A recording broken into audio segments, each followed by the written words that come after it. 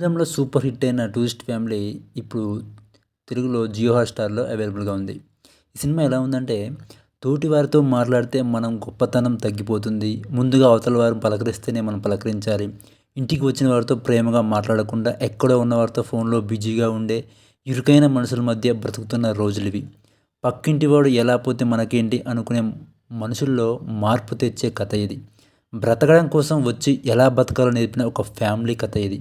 వినడానికి ఇది చాలా సింపుల్ లైన్, కానీ దీనిని తెరపైకి తీసుకొచ్చిన విధానం ప్రతి ఒక్కరికి ఎమోషనల్‌గా కనెక్ట్ అవుతుంది.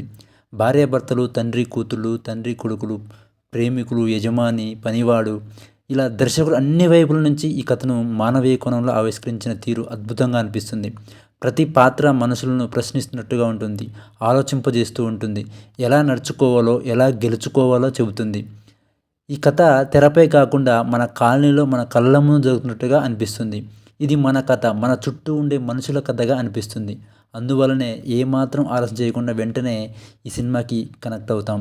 అనూహ్యమైన మలుపులు, భయంకరమైన బ్యాంగులు లేకుండా సహజత్వంతో సాగిపోతుంది.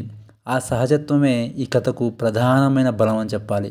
ప్రధానమైన పాత్రను పోషించిన ఆర్టిస్టులంతా ఈ కథను ప్రేక్షకులు మరింత చేరువగా తీసుకెళ్లారు.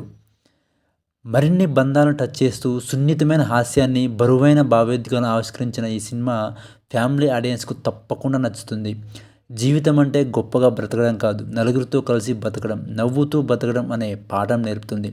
మంచితనం మనలో ఉండాలి, మంచి మనుషులు మనలో ఉండాలి అనే సందేశాన్ని అందించిన సినిమా ఇది.